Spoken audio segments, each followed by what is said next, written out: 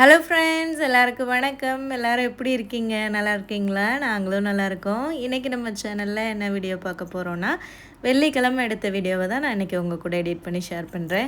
நேற்று long video போட முடியல, வீடியோ எடிட் பண்ணிலாம் வச்சுருந்தேன். பட் வாய்ஸ் ஓவர் கொடுக்குறதுக்கு டைம் இல்லை. ஸோ நேற்று அப்லோட் பண்ண வேண்டிய வீடியோ தான் இன்றைக்கி நான் அப்லோட் பண்ணுறேன். இப்போ வாங்க வீடியோக்குள்ளே போகலாம். அதுக்கு முன்னாடி நம்ம சேனலை பார்த்துட்டு நிறைய பேர் சப்போர்ட் பண்ணுறீங்க, சப்ஸ்கிரைப் பண்ணுறீங்க. எனக்கு சப்போர்ட் பண்ணி சப்ஸ்கிரைப் பண்ணுற எல்லாருக்குமே ரொம்ப ரொம்ப நன்றிங்க. தொடர்ந்து உங்களோட ஆதரவை நம்ம சேனலுக்கு கொடுங்க. இப்போ வீடியோக்குள்ளே போகலாமா? காலையிலேயே ஒரு 8:30 மணிக்கெலாம் வீட்டில் இருந்து கிளம்பிட்டோம். எங்கன்னா மார்க்கெட்டுக்கு தான். நாங்கள் இருக்கிற ஏரியா பேர் பார்த்திங்கன்னா பந்தர்சேரி பெகவான் அப்படின்னு சொல்லுவாங்க. நம்ம ஊரில் எப்படி ஒவ்வொரு டிஸ்ட்ரிக்டாக இருக்கோ அதே மாதிரி இங்கேயுமே வந்து அப்படி இருக்கும். ஸோ நாங்கள் இருக்கிற டிஸ்ட்ரிக்டோட பேர் பெந்தர்சேரி பகவானுங்க. வந்த புதுசில் எனக்கு இந்த பேரெல்லாம் வாயிலேயே நுழையாது, ஒன்றுமே புரியாது. ரொம்ப வித்தியாசமாக இருந்தது இந்த நாடு. ஏன்னா புது நாடு இல்லையா, எங்கெங்கே என்ன இருக்குது அப்படின்றது சுத்தமாக ஐடியாவே கிடையாது. அப்புறம் நாங்கள் வந்து அப்படியே அப்புறம் கார் வாங்கிட்டு அதுக்கப்புறம் ஒவ்வொரு ஏரியா போய் பழகி இப்போ தான் ஓரளவுக்கு மார்க்கெட் எங்கே இருக்குது, சூப்பர் மார்க்கெட் எங்கே இருக்குது, பசங்களுக்கு ஸ்கூல் எங்கே இருக்குது அப்படின்ற அளவுக்கு ஒரு புரிதலுக்கு வந்திருக்கேன். இனிமேல் நம்ம டிரைவிங் கற்றுக்கிட்டாலும் ஓரளவுக்கு அந்த ரூட் எல்லாமே எனக்கு இப்போ ஓரளவுக்கு நல்லாவே தெரிய ஆரம்பிச்சிருச்சு. ஏன்னா இப்போ வந்து 2 வருஷம் ஆயிடுச்சு இல்லையா, நல்லா எக்ஸ்பீரியன்ஸ் ஆயாச்சு மார்க்கெட்டு அங்கே இங்கேன்னு போய். ஸோ வெள்ளிக்கிழமை போனோன்னா நல்ல காய்கறிகள் ஃப்ரெஷ்ஷாக வாங்கலாம். நான் நிறைய வீடியோக்களில் சொல்லியிருப்பேன். இங்கே வந்து இந்த லோக்கல் வியாபாரிகள்லாம் இருப்பாங்க, வீடுகளில் விளையிற காய்கறிகள் இதெல்லாம் கொண்டு வந்து விற்பாங்க. ரொம்ப ரொம்ப சீப்பாக கிடைக்குங்க. இங்கே ப்ரூனேயில் உள்ளவங்க நல்லா ஃப்ரெஷ்ஷான வெஜிடபிள்ஸ் கம்மியான ரேட்டில் வாங்கணும்னு நினச்சிங்கன்னா வெள்ளிக்கிழமை மார்க்கெட்டுக்கு வாங்க. ஸோ நாங்கள் அந்த வெள்ளிக்கிழமை எப்போவுமே வந்து மார்க்கெட்டுக்கு போயிடுறது. இது எங்கள் வீட்டுக்கு கொஞ்சம் பக்கம்தான், ஒரு 20 நிமிஷம் தான் ஆகும். ஸோ அதனால் போயிடுவோம். ஸோ முருங்கைக்கீரை வந்து கிடச்சிதுங்க, ரொம்ப அதிசயமாக இருந்தது. எப்போவுமே முருங்கைக்கீரை அவ்வளோக்கா கிடைக்காது, கிடைக்கிறதே ரொம்ப ஒரு ரேராக தான் இருக்கும். அது கிடச்சனால ஒரு 2 கட்டு வாங்கினோம். ஒரு கட்டு $1 அப்படின்னு சொல்லி கொடுத்தாங்க. அப்புறம் பீர்க்கங்காய் பாருங்களேன், வீடியோவில் பார்க்குறதுக்கு சின்னதாக தெரியும், ஆனால் அவ்வளோ பெருசுங்க, நல்லா நீளமாக இருந்தது. அது ஒவ்வொரு பீர்க்கங்காய் ஒவ்வொரு $1 வந்து கொடுத்தாங்க. அப்புறம் இந்த சைடு வந்து இந்த பிலிம்பி ஃப்ரூட் வந்து கிடச்சிது. நான் ஊறுகாய் கூட பண்ணியிருந்தேன் நேற்று கூட, வாட் ஐ ஈட் இன் அ டேயில் காமிச்சிருந்தேன் பார்த்தீங்களா. ஸோ இந்த காயில் தான் நான் வந்து ஊறுகாய் வந்து பண்ணேன். சூப்பராக இருக்கும் இந்த காயில் ஊறுகாய் பண்ணோன்னா. நாங்கள் கேரளாவில் இருக்கும்போது நாங்கள் வாடகைக்கு இருந்த வீட்டில் இந்த பிலிம்பி ஃப்ரூட் மரம் இருந்தது. இப்போ ஹவுஸ் ஓனர் ஒரு நாள் வந்து சமைச்சு வந்து கொடுத்தாங்க. கேரளாவில் நாங்கள் நிறைய வீடுகளில் வாடகைக்கு இருந்திருக்கோம். சொல்லப்போனால் 4-5 வீட்டுக்கு மேலே மாறி மாறி இருந்திருக்கோம். ஸோ ஒரு பாட்டி வீட்டில் ஃபஸ்ட்டு நாங்கள் போய் இருந்தோம். அங்கே வந்து இருந்தது. அவங்க ஊறுகாய் பண்ணி கொடுத்தாங்க. அதுக்கப்புறம் அவங்கக்கிட்ட கேட்டு நான் எனக்கு பிலிம்பி ஃப்ரூட் கிடைக்கும் போதெல்லாம் நான் அது மாதிரி பண்ணி வச்சுக்கிருவேன். ஸோ இங்கே ப்ரூனே நாட்டில் கிடச்சது எனக்கு ரொம்ப அதிசயமாக இருந்தது. அதோட அதையுமே $1க்கு வாங்கிக்கிட்டோம். அப்புறம் கருவேப்பிலை, அப்புறமா அந்த வெள்ளை பூசணிக்காய் அதெல்லாமே கிடச்சிது. கருவேப்பிலை, பிலிம்பி இதெல்லாமே ஒவ்வொரு $1 தான். ரொம்ப சீப்புன்னு சொல்லலாம். நம்ம ஊர் காசு கால்குலேட் பண்ணால் தான் $1 மதிப்பு ₹65. நாங்கள் ப்ரூனே நாட்டுக்கு வரும்போது ப்ரூனே டாலரோட மதிப்பு ₹62 இருந்தது. இப்போ 2 வருஷத்தில் $3 கூடி ₹65 ஆகிடுச்சு. அப்புறம் அந்த வெள்ளை பூசணிக்காய் மட்டும் $2ன்னு கொடுத்தாங்க. அது கொஞ்சம் பெருசாக இருந்தது. முக்கியமாக காலையிலேயே மார்க்கெட் போனது எதுக்குன்னு பார்த்தீங்கன்னா தேங்காய் வாங்குறதுக்கு தாங்க. ஏன்னா இங்கே வெள்ளிக்கிழமை மார்க்கெட்டில் வந்து தேங்காய் கண்டிப்பாக கிடைக்கும். ஏன்னா இங்கே நிறைய தென்னை மரங்கள் இருக்கும், வீடுகளில் எல்லாருமே வச்சுருப்பாங்க. ஸோ அதனால் அவங்க வீடுகளில் விளையிற தேங்காவை இந்த மார்க்கெட்டில் கொண்டு வந்து வைப்பாங்க. நம்ம எவ்வளோ சீக்கிரம் போகிறோமோ அவ்வளோ சீக்கிரம் தேங்காய் வாங்கலாம். இல்லைனா சீக்கிரமாகவே காலியாயிரும். நாங்களே 8:30 மணிக்கெலாம் கிளம்பி மார்க்கெட்டுக்கு வந்துட்டோம். எங்களுக்கு முன்னாடியே நிறைய பேர் வந்து வாங்கிட்டே போயிட்டாங்க. தேங்காவே இல்லை சுத்தமாக. ஒரு தேங்காய் கடை இருக்கும், அங்கே போய் கேட்டால் தேங்காய் சேல் ஆகிடுச்சின்னு சொன்னாங்க. இது என்னடா தேங்காய்க்கு வந்த சோதனை அப்படின்ட்டு அப்படியே ரவுண்ட் அடிச்சுட்டே இருந்தோம், எங்கேயாச்சும் தேங்காய் கிடைக்காதுன்னு. அப்புறம் ஒருத்தவர் அப்போ தான் வண்டியில் கொண்டு வந்து back side, market back side அந்த கோழி எல்லாம் வைப்பாங்க பார்த்தீங்களா, அந்த இடத்துல இறக்கிட்டு இருந்தார். அப்பாடா தேங்காய் கிடச்சிருச்சு அப்படின்னு சொல்லிட்டு போய் அப்படி தேங்காய் எடுத்துகிட்டு இருந்தோம். ஆனால் ரேட்டு கொஞ்சம் அதிகமாக சொன்னாங்க. சின்ன தேங்காய் பூரா $2, பெரிய தேங்காய் பூரா $3 சொன்னாங்க. $1 $1.50 தான் இருக்கும் நார்மல் நாள்லலாம் தேங்காய். சில நாள் இந்த இந்தியன் ஸ்டோர்ஸ்லேயே வச்சுருப்பாங்க, அங்கேயுமே $1 தான் சொல்லுவாங்க. ஆனால் இப்போ ரொம்ப தேங்காய் ரேட்டும் அதிகமாகிடுச்சு, கிடைக்கிறதும் ரொம்ப பெரிய விஷயமா இருக்குது. சரி கிடைச்ச வரைக்கும் வாங்கிக்கலான்னு சொல்லிவிட்டு நாங்கள் ஒரு 3 தேங்காய் வாங்கினோம். நல்ல பெரிய பெரிய தேங்காயே வாங்கிக்கிட்டோம். இந்த தேங்காய் என்ன பண்ணுறாங்கன்னா, இவங்க கொண்டு வந்து இந்த உள்ள தேங்காய் கடை ஒரு கடை இருக்குது, அங்கே கொடுத்துட்றாங்க. அவங்க வந்து என்ன பண்ணுறாங்கன்னா துருவி வந்து விற்கிறாங்க. இங்கே உள்ள மக்கள் வந்து இந்த மாதிரி ஃப்ரெஷ்ஷாக வாங்கி உடச்செல்லாம் யூஸ் பண்ண மாட்டாங்க. துருவியே விற்பாங்க கிலோ கணக்கில். துருவின தேங்காய் 1 கிலோ $5. அப்புறம் பால் எடுத்து விற்பாங்க. ஸோ இந்த ரெடி டு யூஸ் மாதிரி இருக்குது பாருங்கள், தேங்காய் பால், தேங்காய் துருவல். அதை தான் இந்த ஊர் மக்கள் அதிகமாக வாங்குவாங்க. யார் தேங்காய் வாங்கி உடச்சி துருவி பால் எடுத்து யூஸ் பண்ணிகிட்ருக்கா? எல்லாமே வந்து இப்போ வாழ்க்கை ஃபுல்லாக ஸ்பீடாக மாறிடுச்சு. மார்க்கெட்டுக்குள்ளேயே ஒரு விளையாட்டு ஜாமான் கடை இருந்துச்சு. நிறைய டாய்ஸ் இருந்தது. அங்கே கூட்டிகிட்டு போக சொல்லி ஒரே அழுக அந்த ஆதவு. அப்புறம் வாங்கடா அப்படின்னு சொல்லிட்டு அவள் அப்பா கூட்டிகிட்டு போனார். அங்கே உள்ள டாய்ஸ் 1 2 எடுத்தான். அது குவாலிட்டியே இல்லை, ரொம்ப மட்டமான குவாலிட்டியாக இருந்தது. சும்மா அந்த நம்ம ஊர்லலாம் வந்து இந்த காத்தாடி மாதிரி இருக்கும்ல, திருவிழா டைம்லலாம் விற்பாங்க, 10 ரூபாய்க்கு கிடைக்கும். அது பார்த்திங்கன்னா $5 போட்டு வச்சுருக்காங்க. நாங்கள் ஒரு $2 3 கேட்டு பார்த்தா கொடுக்க மாட்டேன்ட்டாங்க. அது வாங்கி கொடுக்கலேன்னு ஒரே அழுக. நல்ல பொருளாக இருந்தால் பரவாயில்ல, குவாலிட்டியும் இல்லை, அதை வீட்டுக்கு கொண்டு போகிறதுக்குள்ளே அது உடஞ்சிரும், அந்த மாதிரி இருந்துச்சு. அதை வாங்கி கொடுக்கலன்னு சொல்லி இந்த பசங்க அழுக. அப்புறம் அப்பா சமாதானப்படுத்தி கூட்டிகிட்டு வந்தார். நான் உன்னை வேறு கடைக்கு கூட்டிகிட்டு போய் நல்ல டாய்ஸ் வாங்கி தரேன்ட்டான்ட்டு. அப்படியே நாங்கள் இந்தியன் ஸ்டோர் போனோம். அரிசி காலி ஆகிடுச்சு, மட்டை அரிசி ஒரு பை, அப்புறம் கோதுமை மாவு, எண்ணெய், சமையலுக்கு எண்ணெய் இல்லை, அதெல்லாம் வாங்கினோம். இந்தியன் ஸ்டோர் போனாலே முகிலுக்கு ரொம்ப குசியாயிரும். ஏன்னா அங்கே வந்து முறுக்கு கிடைக்கும். நம்ம ஊர் ஸ்நாக்ஸ் எல்லாமே கிடைக்குமா, அங்கே போனாலே அப்பா ஒரு முறுக்கு பாக்கெட் வாங்கி கொடுத்துருவாரு. அதோட அதை காருக்குள்ளே வச்சு தின்னுட்டு வந்தானுங்க. இந்த பயலுக்கு முறுக்குன்னா அவ்வளோ உசுருங்க முகிலுக்கு. வீட்டில் சுட்டாலும் சரி, கடையில் வாங்கி கொடுத்தாலும் சரி, அவ்வளோ ஹாப்பியாக சாப்பிட்டுட்டு வருவான். அப்புறம் அப்படியே மீன் வாங்கலான்னு சொல்லிட்டு நாங்கள் அங்கே கெடாங் ஃபிஷ் மார்க்கெட்டுக்கு தான் வந்து போயிருந்தோம். யதார்த்தமாக அப்படியே பிளான் பண்ணி போனோம். மீன் வாங்குறதா ஒரு ஐடியாவே இல்லை. காய்கறி வாங்கிட்டு அப்படியே கிளம்புறதா தான் இருந்தோம். இந்த ரைட் சைடில் பார்க்குறீங்கல்ல ஒரு பெரிய பில்டிங். இந்த பில்டிங் தாங்க புரூனை நாட்டோட கவர்மெண்ட் ஹாஸ்பிட்டல். முகிலு கூட உடம்பு சரியில்லாமல் நாங்கள் அட்மிட் பண்ணியிருந்தோம்ல, இந்த ஹாஸ்பிட்டலில் தான் அட்மிட் பண்ணியிருந்தோம். சூப்பராக இருக்குங்க உள்ள ஹாஸ்பிட்டல், சூப்பராக நீட்டாக வச்சுருப்பாங்க. ப்ரைவேட் ஹாஸ்பிட்டலே தோற்று போயிருங்க, அந்தளவுக்கு வந்து ஹாஸ்பிட்டல் செம்மையாக இருக்கும். புரூனை நாட்டுக்கு வந்து நான் ரொம்ப வியந்து பார்த்த ஒரு விஷயங்களில் கவர்மெண்ட் ஹாஸ்பிட்டலும் ஒன்றுங்க. சாப்பாடெல்லாம் செம்மையாக கொடுப்பாங்கங்க பேஷண்ட்ஸுகளுக்கு. கரெக்டாக ஜூஸ்லேருந்து டீலேருந்து சாப்பாடுலேருந்து எல்லாமே கரெக்ட் டைமிங்க்கு வந்துடுங்க, செம்மையாக இருக்கும். அப்படியே நாங்கள் மார்க்கெட்டுக்கும் வந்தாச்சு. அங்கே கடாங் ஃபிஷ் மார்க்கெட்டுக்கு தான் வந்தோம். வெள்ளிக்கிழமைன்றனால நல்ல கூட்டங்க, நிறைய வெரைட்டியில் மீன் கிடைக்கும். $2 மீன் வாங்கலாம். இந்த மத்திலாம் பார்த்திங்கன்னா $2 $3 போட்டிருந்தாங்க கிலோ. நல்ல ஃப்ரெஷ்ஷாகவும் இருந்தது. புரூனை நாட்டில் வெள்ளிக்கிழமை வந்து 12 மணி வர தான் கடைகள் வந்து இருக்கும், எல்லா கடைகளுமே. அதுக்கப்புறமா வந்து க்ளோஸ் பண்ணிவிடுவாங்க. க்ளோஸ் பண்ணிவிட்டு பள்ளிவாசலில் எல்லாருமே தொழுவ போவாங்க. ஏன்னா இங்கே முஸ்லீம் கண்ட்ரி தானே. அப்புறமா வந்துட்டு ஒரு 2 மணிக்கு மேலே ஆகும் அவங்க திரும்ப வந்து கடைகள்லாம் ஓப்பன் பண்ணுறதுக்கு. இதை வந்து ரொம்ப காலங்காலமாக பின்பற்றிட்டு வராங்க. நான் புரூனை நாட்டுக்கு வந்து பார்த்தோன்னா அதுவுமே எனக்கு ரொம்ப ஆச்சரியமாக இருந்தது. ஸோ அப்புறம் நாங்கள் என்ன மீன் வாங்கலாம் அப்படின்னு சொல்லிட்டு அப்படியே மார்க்கெட்டில் இது பண்ணிகிட்டு இருந்தோம். அப்புறம் ஹஸ்பண்டுக்கு வஞ்சர மீன் சாப்பிடணும்னு ஆசையாக இருக்குதுன்னு சொன்னார். அப்புறம் அதில் 1 கிலோ வந்து வாங்கினோம். நல்லா ஃப்ரெஷ்ஷாக கட் பண்ணி வச்சுருக்காங்க பாருங்களேன். நம்ம 1 கிலோ கேட்டாலும் கொடுப்பாங்க, இல்லைன்னா இந்த முழு துண்டாக வேணும்னாலும் வாங்கிக்கலாம். நம்ம ஊரை கம்பேர் பண்ணும்போது வஞ்சர மீனோட ரேட்டு இங்கே கொஞ்சம் கம்மியாக இருக்கிற மாதிரி இருக்கும் எனக்கு. எங்கள் ஊர்லலாம் பார்த்திங்கன்னா இந்த மீன் $1000 பக்கம். இங்கே வந்து 1 கிலோ வந்து $10 போட்டிருந்தாங்க. $10னா $600. $600 பரவாயில்ல தானே. $600 ஒரு $650 அந்த மாதிரி தான் வரும். அப்புறம் நாங்கள் ஒரு பீஸ் எடுத்தோம். இது வந்து $12 வந்துச்சு. சரின்னு சொல்லிட்டு வாங்கினோம். கொஞ்சம் சமைச்சிட்டு கொஞ்சம் ஃப்ரிட்ஜில் கூட வச்சுக்கலாம் அப்படின்னு சொல்லிட்டு.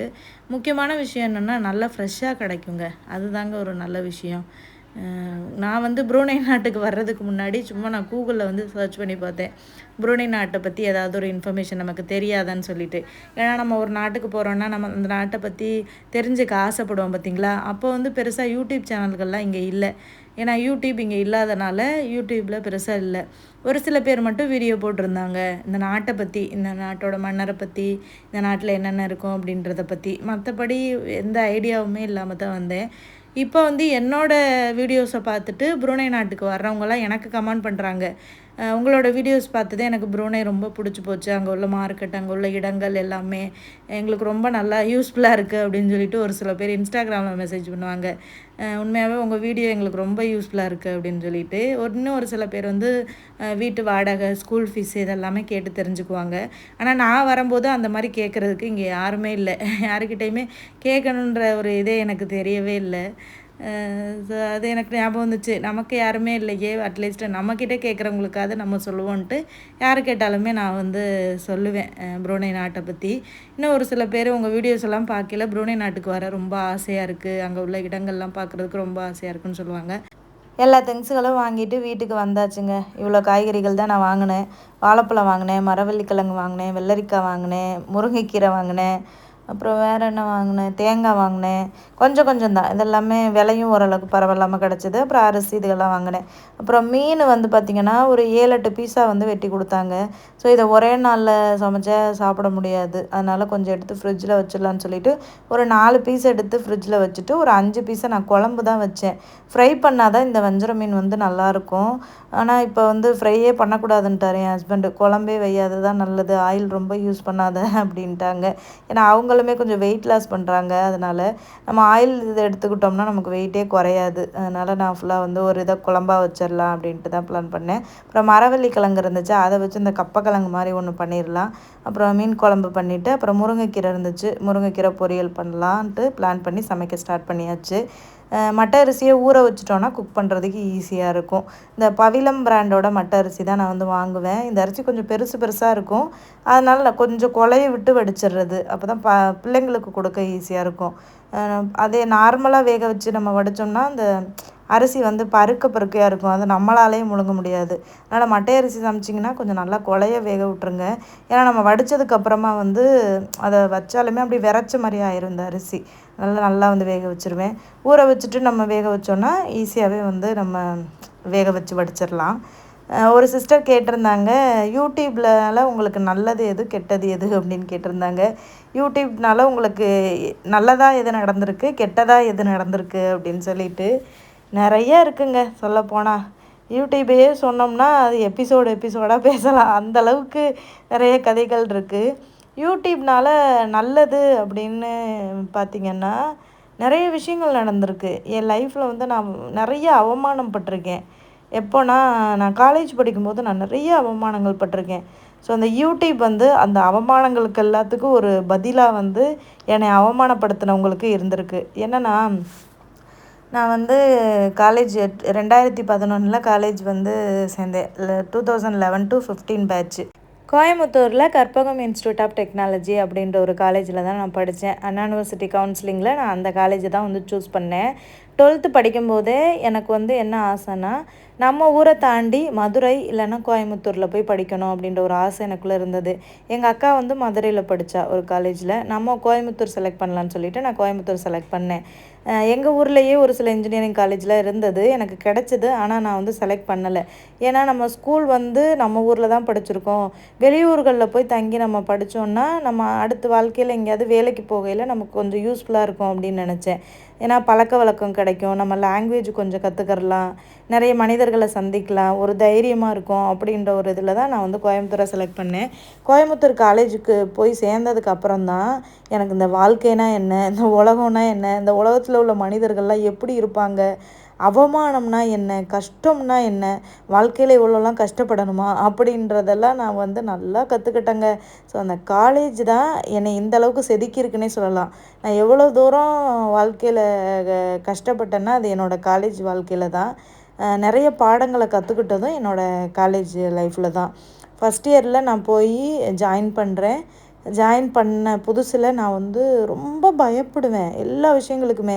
ஏன்னா நான் படிச்சுட்டு போனது தமிழ் மீடியம், அங்கே போயிட்டு ஃபுல்லாகவே இங்கிலீஷில் இருந்தது. நான் எங்கள் அம்மாவையே சுற்றி இருந்து வளர்ந்த பொண்ணு. எங்கள் அம்மாவை விட்டு பிரிஞ்சு ஹாஸ்டலில் போய் தங்கியிருக்கேன்.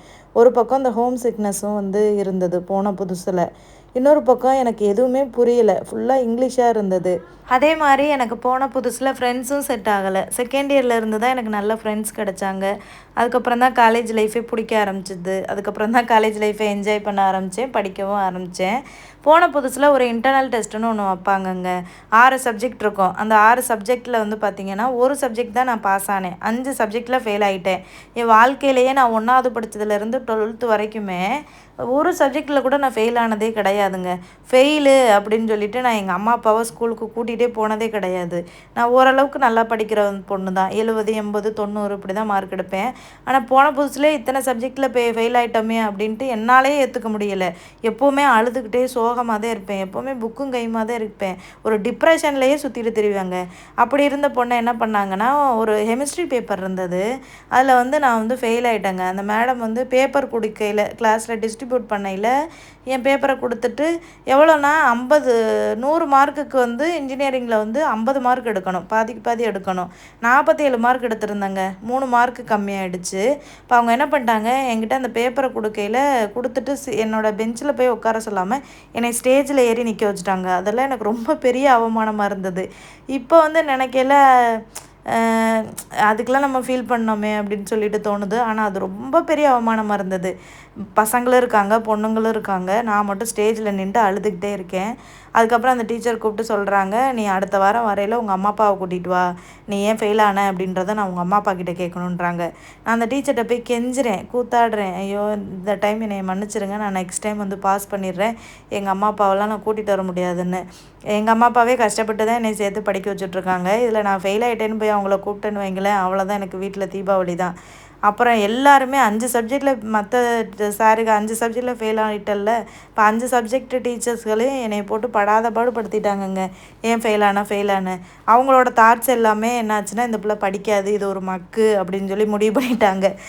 அவங்க நடந்துக்கிற விதத்துலேயே எனக்கு வந்து தெரிஞ்சிருச்சு. அதனால கிளாஸில் வந்து பிள்ளைங்களுமே பார்த்திங்கன்னா, நான் மட்டும் தனியாக ஒரு பெஞ்சில் உட்காந்துருப்பேங்க. என் கூட யாருமே உட்காந்துருக்கவே மாட்டாங்க. யாருமே என் கூட அவ்வளோக்கா பேசவும் மாட்டாங்க. ஏன்னா என்னைய தான் மக்குன்னு ஒரு முத்திரையை குத்திட்டாங்களே, அப்புறம் எப்படி பேசுவாங்க. ஹாஸ்டல்லையுமே பார்த்திங்கன்னா, நான் தனியாக தான் உட்காந்து சாப்பிடுவேன் கேன்டீன்லலாம். அப்போல்லாம் எனக்கு எவ்வளோ கஷ்டமாக இருக்கும் தெரியுமா. அதெல்லாம் ரொம்ப எனக்கு பெரிய அவமானமாக இருந்தது. இப்போ இருக்கிற மாதிரி வினிதா வந்து அப்போ கிடையாது. ரொம்ப வந்து தாழ்வு மனப்பான்மையில் இருப்பேன். ஒரு டைம்லாம் பார்த்திங்கன்னா ஹாஸ்டலில் தானே இருந்தேன். அப்போ மதிய சாப்பாடு நான் எடுத்து சாப்பிட்டுட்டு இருந்தேன். எல்லாருமே வரிசையாக சேர் இருக்கும், டேபிள் சேர் இருக்கும். எல்லாருமே வந்து அவங்கவுங்க ஃப்ரெண்ட்ஸுகளோட அவங்கவுங்க ரூம்மேட்ஸுகளோட உட்காந்து சாப்பிட்டுட்ருப்பாங்க. நான் மட்டும் தனியாக ஒரு டேபிளில் ஒரு 4-5 சேர் போட்டு ஒரு டைனிங் டேபிள் இருக்குது, நான் மட்டும் தனியாக உட்காந்து சாப்பிட்டுட்டு இருந்தேன். என்னோடய ரூம்மேட்ஸ் கூட அப்போல்லாம் என் கூட பேசவே மாட்டாங்க. ஏன்னா என்னோட பழகுறதுக்கே வந்து ரொம்ப இது பண்ணுவாங்க. அப்போ அவங்களாம் தனியாக உட்காந்து சாப்பிட்டுட்டு இருந்தாங்க. அதனால் நான் தனியாக தான் வந்து இருப்பேன், எங்கே போனாலும் தனியாக தான் போவேன். அப்போ வந்து ஒரு மேடம் வந்து என் பக்கத்தில் உட்காந்தாங்க. ஹாஸ்டலில் தங்கியிருப்பாங்கல்ல ஒரு மேடம்னா டீச்சர் தான். சில பேர் ஹாஸ்டலில் தங்கி வேலை பார்ப்பாங்கள்ல, அவங்க வந்து என் பக்கத்தில் உட்காந்து பேசினாங்க. ஏன் எல்லாரும் அவங்கவுங்க ஃப்ரெண்ட்ஸுகளோட உட்காந்து சாப்பிட்டுட்ருக்காங்க, நீ மட்டும் ஏன் தனியாக உட்காந்து சாப்பிட்ற அப்படின்னு சொல்லி கேட்டாங்க. அவங்கக்கிட்ட எனக்கு பதிலே இல்லை. அப்படியே மலன்னு கண்ணீர் எனக்கு ஊற்றிருச்சு. அப்புறம் அவங்க கேட்டாங்க, ஏம்மா அழுகிற அப்படி சொல்லிட்டு. இல்லை எனக்கு வீட்டு ஞாபகமாக இருக்குது மேடம், அதனால தான் அப்படின்னு நான் சொன்னேன். அப்புறம் அவங்க சொன்னாங்க, அப்படி இருக்கக்கூடாதுமா, நீ ஒரு 4 ஃப்ரெண்ட்ஸுகளோடு சேர்ந்து பேசி பழக ஆரம்பி, அப்புறம் அப்படியே வந்து சேர்ந்துக்கலாம் அப்படின்னு சொல்லிட்டு எனக்கு அட்வைஸ் பண்ணிவிட்டு வந்து போயிட்டாங்க. நானே போய் ஒரு சில பேர் கூட பேசி பழகி சேர்ந்துக்கலாம் அப்படின்னு நினச்சாலுமே அவங்க வந்து என் கூட பேசி பழகிறதுக்கு தயாராக இல்லை. ஸோ என்னை வந்து அந்தளவுக்கு ஒரு மட்டமாக வந்து எல்லோரும் வந்து நடத்துனாங்க. ஒரு டைம் வந்து பார்த்திங்கன்னா கெமிஸ்ட்ரி லேபுக்கு வந்து போயிருந்தோம். அப்போ ஒரு கெமிஸ்ட்ரி சார் இருந்தார். அப்போ வந்து ஒரு மிஷினில் வந்து ரீடிங் எடுத்து கால்குலேஷன் வந்து போடணும். அந்த கால்குலேஷன் நான் போட்டுட்ருக்கும்போது ஏதோ தப்பாக போட்டேன் கால்குலேஷன். அப்போ நான் கால்குலேஷன் அந்த நோட்டில் எழுதிட்டு இருக்கும்போதே அந்த சார் வந்து ரவுண்ட்ஸ் வந்தார். அப்போ ரவுண்ட்ஸ் வரையில் டக்குன்னு என்னோடய நோட்டை வாங்கி நாங்கள் போட்ட கால்குலேஷன் வந்து பார்த்தாரு. அதை நான் தப்பாக போட்டிருந்தேன். இப்போ போட்டோன்னே, இது உனக்கு தெரியாதா அப்படின்னு சொல்லி கேட்டார். சார் நான் இப்போ தான் சார் போட்டுட்ருக்கேன், நான் ஃபைனலாக வந்து கரெக்ட் பண்ணிவிட்டு உங்ககிட்ட கொண்டு வந்து காமிக்கிறேன் அப்படின்னு சொன்னேன்னா, அப்போ அவர் கேட்டார், நீங்கள் வந்து எந்த ஊர்லேருந்து இங்கே படிக்க வந்திருக்க அப்படின்னு சொல்லி கேட்டார். அப்போ நான் வந்து ராமநாதபுரம்னு சொன்னால் வந்து அவங்களுக்கு தெரியாது. ஏன்னா கோயம்புத்தூர்லேயே வந்து ஒரு ராமநாதபுரம்னு ஒரு ஏரியா இருக்குது. அதனால நான் வந்து ராமேஸ்வரம்னு சொல்லுவேன். ஏன்னா எங்கள் ஊர் ராமேஸ்வரம் பக்கத்தில் இருக்கிறனால ராமேஸ்வரம்னு சொல்லுவேன். இப்போ நான் ராமேஸ்வரம் அப்படின்னு சொன்னேன்னா, அப்போ என்னை பார்த்து அவர் என்ன சொன்னார் தெரியுமா, அப்துல் கலாம் பிறந்த ஊரானி அப்படின்னு கேட்டார். ஆமாம் அப்படின்னு சொன்னேன்னா, அப்துல் கலாம் பிறந்த ஊரில் இப்படி ஒரு மக்கா அப்படின்னு சொல்லி கேட்டார். அந்த வார்த்தை என் வாழ்க்கையில் மறக்கவே முடியாது. அவ்வளோ ஒரு கஷ்டமாக இருந்தது. ஒரு சில டீச்சர்கள் வந்து ஸ்டூடெண்ட்ஸ்கள் பண்ணுற தவறை வந்து அதை சொல்லி காமிச்சு அவங்கள வந்து திருத்தணும் அப்படின்னு தான் நினைக்கணும். ஆனால் ஏன் வந்து ஒரு சில பேர் வந்து அவங்கள ஹர்ட் பண்ணுறாங்க அப்படின்னே தெரியல. அப்படி சொல்லிட்டு சிரிச்சுட்டு போனார் எல்லார் முன்னாடியுமே சத்தமாக. அது வந்து எனக்கு அவ்வளோ ஒரு பெரிய அவமானமாக இருந்தது. அப்புறமா ஈவினிங் ஹாஸ்டல் போயிட்டு சாப்பிடக்கூட இல்லை, நைட்டு சாப்பாடெல்லாம் அப்படியே அழுதுகிட்டே வந்து தூங்கிட்டேன். நான் அழுதா கூட அந்த டைமில் ஏன் அழுகிற, கவலைப்படாத, இதெல்லாம் சரியாயிடும் அப்படின்னு சொல்கிறதுக்கு கூட ஒரு ஆள் யாருமே கிடையாதுங்க. அந்த மாதிரியான ஒரு சூழ்நிலையில் தான் இந்த காலேஜ் ஃபஸ்ட் இயர் வந்து எனக்கு போச்சு. அதுக்கப்புறம் செகண்ட் இயரில் இருந்து தான் எனக்கு நல்ல ஃப்ரெண்ட்ஸே கிடைக்க ஆரம்பித்தாங்க. ஜெனி, சசின்னு சொல்லிட்டு 2 பேருமே திருநெல்வேலிக்காரவங்க. அதுக்கப்புறம் அவங்களோட சேர்ந்து நல்லா படிப்பேன், எனக்கு சொல்லிக் கொடுப்பாங்க, எங்கே போனாலும் என்னை விட்டே கொடுக்க மாட்டாங்க. எனக்கு ரொம்ப சப்போர்ட்டிவாக இருந்தாங்க. அந்த ஃப்ரெண்ட்ஸுகளை என் வாழ்க்கையில் மறக்கவே முடியாது. இன்னி வரைக்குமே என்னோட கான்டாக்டில் இருக்காங்க. ஸோ நான் டிசம்பரில் வந்து ஊருக்கு போகலான்னு பிளான் பண்ணியிருக்கேன். அப்போ அவங்கள போய் பார்த்து ஒரு கெட் டுகெதர் மாதிரி பிளான் பண்ணியிருக்கோம். ஸோ சசி ஜெனியோட ரூம்மேட்டில் தான் மற்ற கோகி மகேஸ்வரின்னு சொல்லிட்டு அவங்க ஏரோநாட்டிக்கல் அவங்களுமே என்னோட பெஸ்ட்டு ஃப்ரெண்டு தான். வேறு டிபார்ட்மெண்ட்டாக இருந்தாலுமே இன்னி வரைக்குமே நாங்கள் பேசிட்டு தான் இருக்கோம். ஸோ இந்த மாதிரிலாம் நிறைய அவமானங்கள் இருக்குது. நான் வீடியோவில் 1, 2 தான் வந்து சொல்கிறேன். அடுத்தடுத்து போடுற வீடியோக்களில் நான் வந்து ஷேர் பண்ணுறேன். ஸோ அந்த ஒவ்வொரு அவமானமுமே இன்னி வரைக்குமே என்னோடய வாழ்க்கையில் மறக்கவே முடியாது. ஸோ அந்த வாழ்க்கையில் சொல்லுவாங்க தெரியுமா, அவமானங்கள் தான் நம்ம வாழ்க்கையை செதுக்குன்னு சொல்லிட்டு. அப்போல்லாம் ஒவ்வொருத்தவங்களும் அவமானப்படுத்தும் போதும் நான் நினைக்கிற ஒரு விஷயம் என்னென்னா, வினிதா இந்த அவமானங்களை நீ பெரிய விஷயமா எடுத்துக்கிறாத. இவங்களுக்கு முன்னாடி நீ வந்து மக்கு இல்லை, உனக்குள்ளேயும் ஒரு திறமை இருக்குது அப்படின்றத ப்ரூவ் பண்ணு அப்படின்னே நான் வந்து எனக்குள்ளே வந்து சொல்லிக்கிடுவேன். சரி, நம்ம படித்தது இன்ஜினியரிங் தான். ஸோ இன்ஜினியரிங் ஃபீல்டில் தான் நம்மளால் எந்த வேலைக்கும் போக முடியல, நம்மளால் எதுவுமே வந்து அச்சீவ் பண்ண முடியல. வேறு உனக்குள்ளே என்ன திறமை இருக்குது, வேறு என்ன பண்ண முடியுன்றதை யோசி அப்படின்னு நான் என் மனசுக்குள்ளே எப்போவுமே சொல்லிக்கிடுவாங்க. இப்போ நான் யூடியூப் சேனல் ஸ்டார்ட் பண்ணி இப்போ நான் ஒரு 3 வருஷத்துக்கிட்ட ஆக போகுது.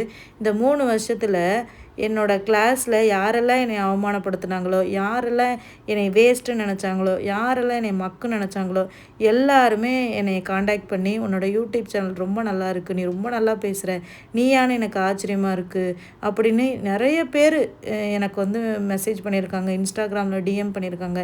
என்னோடய நம்பர் வாங்கி வாட்ஸ்அப்பில் வந்து கால் பண்ணியிருக்காங்க தெரியுமாங்க. ஸோ நான் என் கூட இவங்கெல்லாம் பேச மாட்டாங்களா அப்படின்னு நினச்ச காலங்கள் போய் இப்போ வந்து எல்லாருமே என்னை அப்ரிஷியேட் பண்ணியிருக்காங்க. ஸோ இதையே நான் வந்து பெரிய வந்து ப்ளஸ்ஸாக வந்து நினைக்கிறேன். யூடியூப்பில் எனக்கு கிடைச்ச நல்ல விஷயம்னா இதுதாங்க. என் கிளாஸில் ஒரு பையன் இருக்கான். அந்த பையன் நல்ல பிரைட்டு, சூப்பராக படிப்பான். என் கிளாஸ்லேயே ஃபஸ்ட்டு ப்ளேஸ் ஆனது அந்த பையன் தான். அந்த பையன் முதற்கொண்டு எனக்கு வந்து இன்ஸ்டாகிராமில் காண்டாக்ட் பண்ணி, உன்னோட சேனல் பார்த்து நீ நல்லா பேசுகிற, நல்ல மோட்டிவேஷனாக பேசுகிறேன்னு சொல்லி என்னை அப்ரிஷியேட் பண்ணான். அது மட்டும் இல்லாமல் முக்கியமான விஷயம் என்னென்னா, எனக்கு கிளாஸ் எடுத்த ஒரு டீச்சர் மேடம் அவங்க எனக்கு காண்டாக்ட் பண்ணி என்னை அப்ரிஷியேட் பண்ணாங்க. நீ சூப்பராக பண்ணுற வினிதா, உன்னோட யூடியூப் சேனல் பார்த்தேன், ரொம்ப நல்லா இருக்குது, நீ என்னோடய ஸ்டூடெண்ட்ஸ்ன்னு நினைக்கையில் எனக்கு பெருமையாக இருக்குது அப்படின்னு சொன்னாங்க. அந்த வார்த்தையை கேட்கையில் உண்மையாகவே எனக்கு அவ்வளோ ஒரு இதாக இருந்தது. நம்ம ஒரு காலத்தில் எத்தனை பேர் நம்மளை அவமானப்படுத்துனாங்க, என்னடா வாழ்க்கை இது, இந்த காலேஜ் விட்டு ஓடிடலாமா அப்படின்னு நினச்ச காலெல்லாம் போய் அந்த காலேஜில் என்னோடய வீடியோஸை பார்த்து என்னை அப்ரிஷியேட் பண்ணுறாங்களே அப்படின்னு தோணுச்சு. நான் வந்து யாருக்குமே ஷேர் பண்ணவே கிடையாது. என்னோடய யூடியூப் சேனல் நான் வச்சுருக்கேன் பாருங்கன்னு சொல்லிட்டு என் காலேஜில் படித்த யாருக்குமே ஷேர் பண்ணதே கிடையாது. என்னோடய ஃப்ரெண்ட்ஸ் இருக்காங்கல்ல, ஜெனி, சச்சி, அவங்களுக்கு மட்டும்தான் ஷேர் பண்ணேன். என் வீடியோவை பார்த்துட்டு எல்லாருமே என்னை காண்டாக்ட் பண்ணது எல்லாருமே யதார்த்தமாக என்னோடய யூடியூப் சேனலை பார்த்தவங்க தான். அந்தளவுக்கு என்னோடய சேனல் வந்து ரீச் ஆகிருக்கு அவங்க கண்ணில் பட்ட அளவுக்கு. அப்புறம் ஒவ்வொருத்தவங்களுக்கு தெரிஞ்சு அப்படியே வந்து ஷேர் பண்ணியிருக்காங்க. ஸோ அந்த மாதிரி தான் வந்துட்டு பார்த்து என்னை வந்து எல்லாருமே வந்து அப்ரிஷியேட் பண்ணாங்க. ஸோ அப்போ தான் வந்து எனக்கு தோணுச்சு, யூடியூப் வந்து நம்மளை எந்த அளவுக்கு வந்து நம்மளை அவமானப்படுத்தினவங்களுக்கு முன்னாடி நம்மளை வந்து தலை நிமிர வச்சுருக்குன்னு. இந்த வீடியோ பார்க்குறவங்களுக்கு சில பேருக்கு தோணலாம், இதெல்லாம் ஒரு அவமானமா அப்படின்னு சொல்லிட்டு. 18 வயசில் எனக்கு நடந்த அந்த விஷயங்கள்லாம் மிகப்பெரிய அவமானமாக இருந்தது. இன்னுமே அதை நினைக்கல, கஷ்டமாக இருக்கும். என் ஹஸ்பண்ட்டெல்லாம் இன்னுமே வரைக்கும் நான் சொல்லிட்டெல்லாம் அழுதுருக்கேன். கல்யாணம் ஆன புதுசில் அவங்க ஆறுதல் சொல்லுவாங்க விடுன்னு சொல்லிட்டு. என் ஹஸ்பண்டுக்கே கண்ணு கலங்கும். என்னை யாராவது அவமானப்படுத்துகிறாங்க, என்னை யாராவது கஷ்டப்படுத்துகிறாங்கன்னா என் ஹஸ்பண்டால் தாங்கிக்கவே முடியாதுங்க. அவருக்குமே கண்ணு கலங்கும். என் ஹஸ்பண்டுமே டீச்சர் தான். ஸோ ஒரு சில டீச்சர்கள்லாம் என்னை ரொம்ப ஹர்ட் பண்ணியிருக்காங்க, மன ரீதியாக ரொம்ப வந்து அவமானப்படுத்தியிருக்காங்க. அதெல்லாம் என் ஹஸ்பண்ட்டை சொல்லுவேன், நீங்கள் ஒரு டீச்சராக இருக்கீங்க, எந்த ஸ்டூடெண்ட்ஸுகளுக்குமே இப்படி பண்ணிடாதீங்க.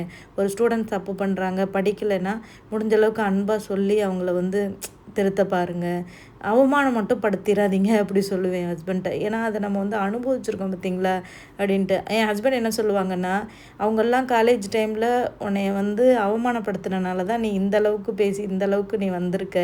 அந்த அவமானம் உனக்கு நடக்கலைன்னா இவ்வளோ தூரம் நீ இந்த மாதிரி மாறியிருப்பியா அப்படின்றது தெரியாது. அதனால் வாழ்க்கையில் உனக்கு ஏதாச்சும் ஒரு அவமானங்கள், உனக்கு கஷ்டமான ஒரு விஷயம் நடக்குதுன்னா அதை நீ பாடமாக எடுத்துக்கோ. அதுலேருந்து எப்படி மீண்டு வரணும், அந்த சவாலை எப்படி சந்திக்கணும், அதிலேருந்து நம்ம பாசிட்டிவாக எப்படி வந்து நினச்சிக்கணும் அப்படின்னு மட்டும் எடுத்துக்கோ அப்படின்னு சொல்லுவார் என்னோடய ஹஸ்பண்டு. ஸோ இதுதான் யூடியூப்பில் வந்து எனக்கு கிடைச்ச நல்லது. கெட்டதுன்னு பார்த்திங்கன்னா நிறையா இருக்குது இன்னுமே. அதை வந்து நாளைக்கு வீடியோவில் வந்து ஷேர் பண்ணுறேன். சொன்னேன் அந்த சிஸ்டர் வந்து எனக்கு கமெண்ட் பண்ணியிருந்தாங்க, ஸ்ரீதேவி சிஸ்டர் தான். அவங்க சொன்ன உடனேயே யூடியூப்னால உங்களுக்கு என்ன நல்லது நடந்தது அப்படின்னு சொன்ன உடனே எனக்கு இந்த விஷயந்தான் வந்து ஞாபகமே வந்துச்சு. ஸோ அவ்வளோதாங்க இந்த வீடியோ. இதோட கம்ப்ளீட் ஆகுது. நம்ம நெக்ஸ்ட் வீடியோவில் பார்க்கலாம். பாய்.